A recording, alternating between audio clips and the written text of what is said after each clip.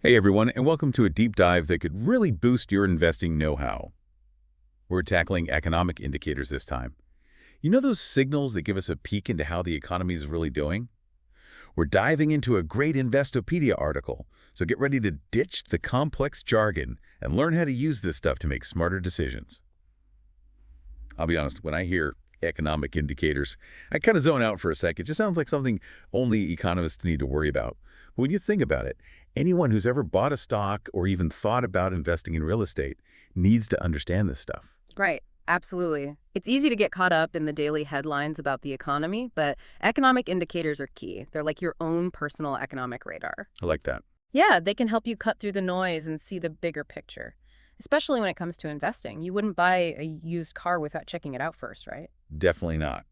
I'd want to see its history, look under the hood, maybe even take it for a test drive. Precisely. Economic indicators are like getting that inspection report for the entire economy. Okay, that's a great analogy. They show you the trends, the warning signs, and what makes an investment a good or bad idea. Makes sense. But there are so many indicators out there. Where do we even start? One of the most critical things to remember is that these indicators aren't all telling us about the same point in time. Some are called leading indicators, and they're like a sneak peek into the economic future. Whoa, like a crystal ball. Tell me more. Well, not exactly a crystal ball, but close. A great example is the yield curve. It's a graph that charts interest rates over different time periods. Back in the late 70s, an economist at the Federal Reserve noticed something interesting. Every time the yield curve inverted. Meaning, sorry to interrupt. No problem. It means that short-term interest rates were higher than long-term rates. Every time this happened, a recession followed soon after. Wow, so just by looking at this yield curve, we can get a sense of whether a recession might be coming. Exactly. And this pattern has been surprisingly accurate over time. Of course, like any predictive tool, it's not foolproof, but it's definitely one of the most reliable leading indicators we have. That's incredible. Okay, so leading indicators give us a glimpse into what might be coming. What else is there? We also have coincident indicators. These tell us what's happening right now in the economy. Okay, so it's real-time data. Exactly. Things like GDP employment levels, retail sales, they're like taking the economy's temperature at this very moment. So if leading indicators are forward-looking, coincident indicators are all about understanding the present moment. You got it. And then we have the lagging indicators. These guys confirm trends and patterns that have already happened. Take the unemployment rate, for example.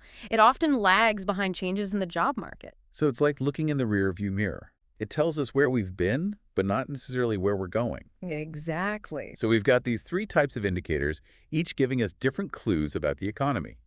It's like we're putting together our own economic detective kit. I like that analogy. And just like a detective, it's about piecing together all the clues from these different indicators to get the most accurate picture of where the economy is and where it might be headed. And I imagine when it comes to investing, some of these indicators are more important than others. You're absolutely right. Now, there's one leading indicator that gets a lot of attention, and for good reason: the stock market. Ah, the stock market.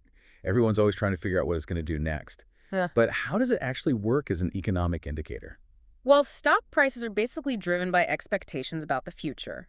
When investors believe companies are going to perform well-meaning, strong earnings and profits, stock prices tend to go up. So it's all about future expectations. Exactly. And this optimism about future earnings can often be a leading indicator of broader economic growth. So a rising market means investors are feeling good about where the economy is headed. Generally, yes.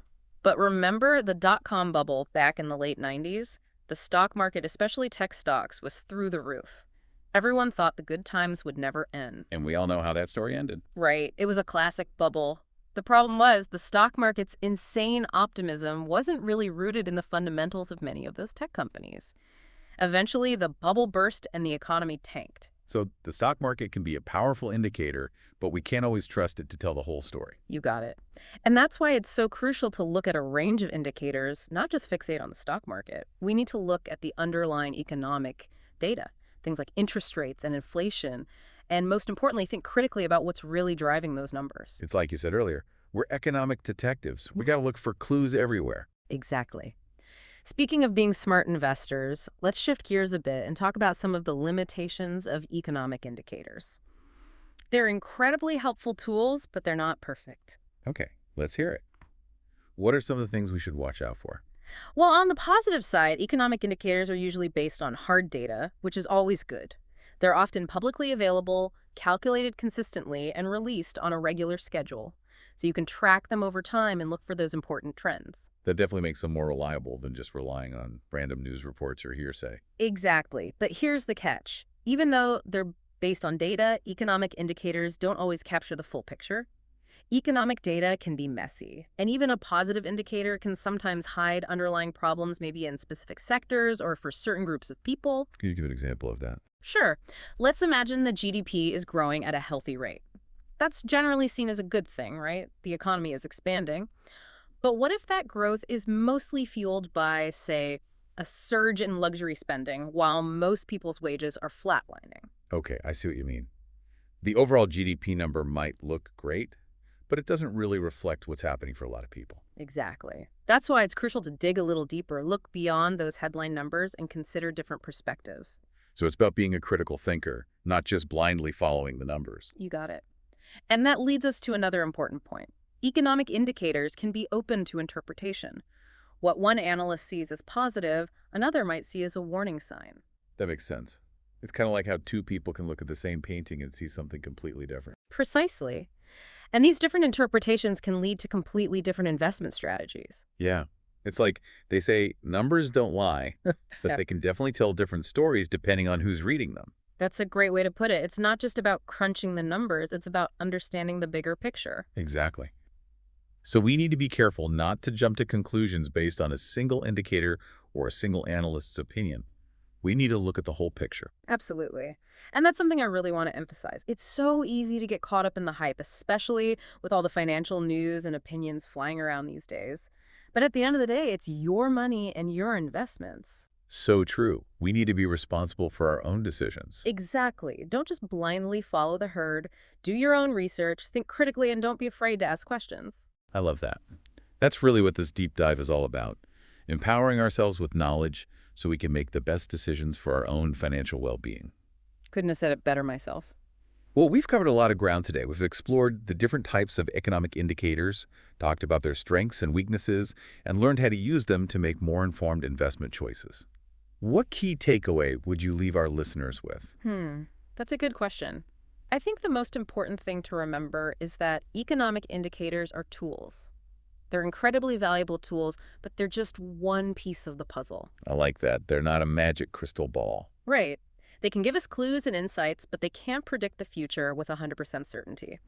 The real magic happens when we combine these indicators with our own critical thinking, risk tolerance, and long-term financial goals. It's so true. It's been an incredibly enlightening conversation. Thanks so much for breaking down this complex topic in such a clear and understandable way. My pleasure. I always enjoy these deep dives. And to all our listeners out there, we hope you found this deep dive valuable. Now we want to hear from you. What economic indicators are you most interested in? How do you use them in your own financial life? Share your thoughts and questions in the comments below. And until next time, keep learning, keep exploring, and keep diving deep into the fascinating world of finance.